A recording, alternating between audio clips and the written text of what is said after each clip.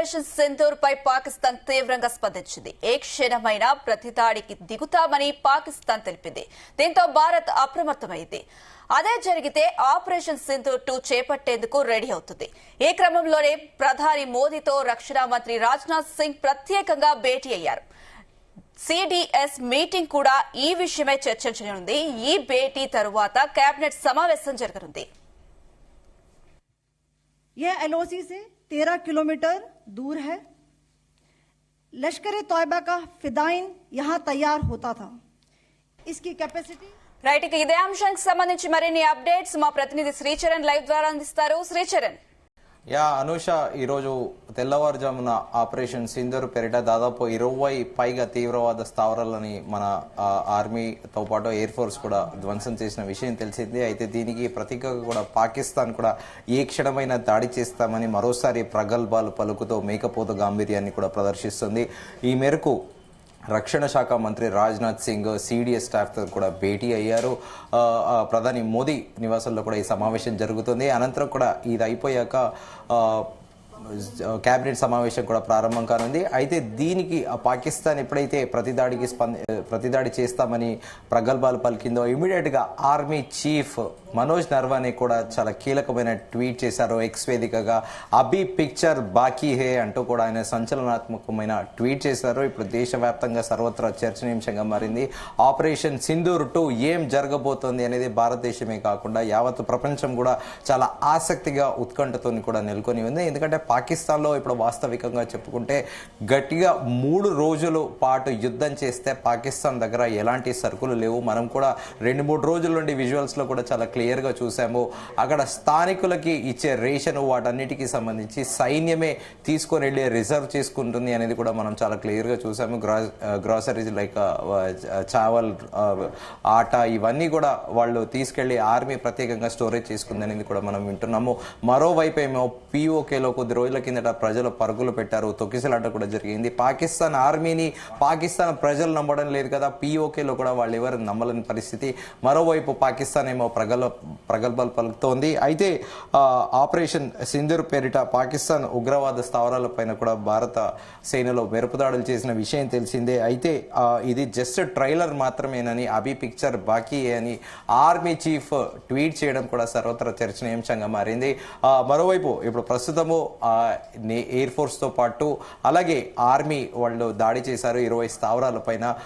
మరోవైపు ఏమో లష్కర్ తోయిబా చీఫ్ కూడా చనిపోయాడు అనేది కూడా వార్తలు వస్తున్నాయి. దానిపైన ఎలాంటి అథెంటిసిటీ అనేది లేదు. దానితో పాటు జైషే మహమ్మద్కి చెందిన మరో ఉగ్రవాది కూడా పోయారనేది కూడా ప్రస్తుతం ప్రచారంలో ఉంది. దీనిపైన అధికారికంగా సెక్యూరిటీ ఫోర్సెస్ ఎలాంటి ధృవీకరణ అయితే చేయలేదు. కాకపోతే ఈ పాకిస్తాన్ సరికొత్తగా ఇప్పుడు ఏ క్షణమైన ప్రతిదాడి చేస్తాం అనడం కూడా ఒక గమనార్హము. అయితే పాకిస్తాన్ కి టర్కీ నుంచి పలు విమానాలు కూడా టర్కీ నుంచి తీసుకొచ్చుకుంది. యుద్ధ విమానాలు 6 ఎలాగో బ్యాక్ ఎండ్ నుంచి చైనా కూడా సపోర్ట్ చేస్తుంది. కానీ పాకిస్తాన్ కి ఇచ్చే ఆయుధాలు ఏవైనా కూడా నాసికరము, సెకండ్ గ్రేడ్ అనేది కూడా చాలా క్లియర్ గా కూడా రుజువు అవుతోంది. ఈ మేరకు ఇప్పుడు ఈ ఇండియా ఈ రోజు చేసిన అటాక్స్ కూడా అంటే దీనిపైన కూడా అఫీషియల్ గా కూడా రక్షణ శాఖ అధికారులు తెలపాల్సి ఉంది. ఈ రోజు ఉదయం తెల్లవారుజామున జరిగిన ఎయిర్ ఫోర్స్ దాడిలో ఏవైతే రాఫెల్ యుద్ధ విమానాలు వాడి దాంట్లో ఇజ్రాయెల్ నుంచి తీసుకొచ్చిన స్పైస్ బాంబ్స్ అనేవి అమర్చి వీటిని దాడి చేశారనేది కూడా ఒక స్పెక్యులేటివ్ గా నరేషన్ నడుస్తోంది. ఆ స్పైస్ బాంబ్ యొక్క ప్రత్యేకత ఏంటంటే యూజువల్ గా ఇజ్రాయెల్లో ఈ హమాస్ తీవ్రవాదులు దాదాపు టన్నెల్ ఏర్పాటు చేసుకొని అక్కడి నుంచి పాలస్తీనా నుంచి ఇజ్రాయెల్ గాజా స్ట్రిప్ వరకు కూడా ప్రత్యేకంగా టన్నెల్ ఏర్పాటు చేసుకొని ఒక్కొక్క టన్నెల్ యావరేజ్ గా 8 నుంచి 13-14 ఫీట్ల లోతు.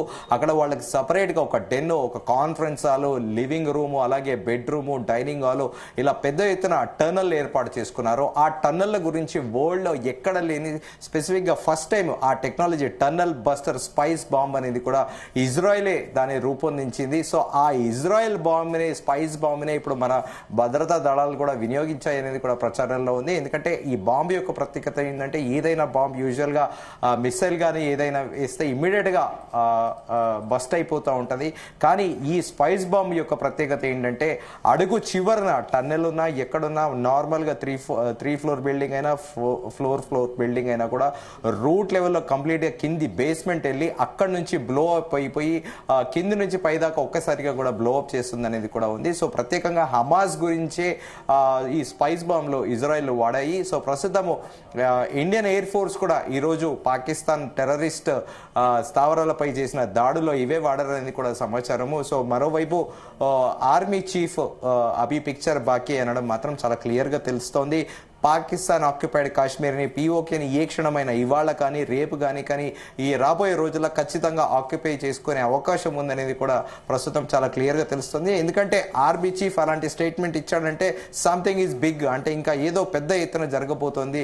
భవిష్యత్తులో మరెప్పుడు కూడా పాకిస్తాన్ ఇండియా పైన టెర్రరిస్టులని ఎంకరేజ్ చేయడం కానీ ఇండియా వైపు చూడకుండా చేసేందుకే ప్రస్తుతము ప్రధాని మోదీ నేతృత్వంలోని అందరూ కూడా ఎంటైర్ క్యాబినెటే కాకుండా త్రివిధ దళాధిపతులు కూడా చాలా అంటే చాలా ఒక ఫైర్ మీద ఉన్నారు. పాకిస్తాన్ కి ఖచ్చితంగా బుద్ధి చెప్పాలి. ఎందుకంటే ఎన్నో ఏళ్ల నుంచి మనం చూస్తున్నాము పాకిస్తాన్ ఒక వక్ర బుద్ధిని చాటుకుంటూ అలాగే టెర్రరిస్టులను ఎంకరేజ్ చేస్తూ వెన్నుపోటు పొడుస్తుంది. సో ఇప్పటికి ఆర్మీకి ఫ్రీ హ్యాండ్ ఇచ్చారు ప్రధానమంత్రి నరేంద్ర మోదీ. కొద్ది రోజులు జరిగిన సిసిఎస్ మీటింగ్ లో కూడా ఫ్రీ హ్యాండ్ ఎప్పుడు చేస్తారు, ఎలా చేస్తారు, మోడ్ ఆఫ్ ఆపరేషన్ అంతా మీ ఇష్టం అని ఫ్రీ హ్యాండ్ ఇవ్వడము. ఇప్పుడు ఆర్మీ కూడా రగిలిపోతుంది. ఎందుకంటే లోయలో ఎన్నో ఏళ్లుగా పహారా కాస్తూ పాకిస్తాన్ పొడుస్తున్న వెన్నుపోటుకి ఎంతో మంది ఆర్మీ జవాన్లు తమ ప్రాణాలు బలిదానం ఇచ్చారు.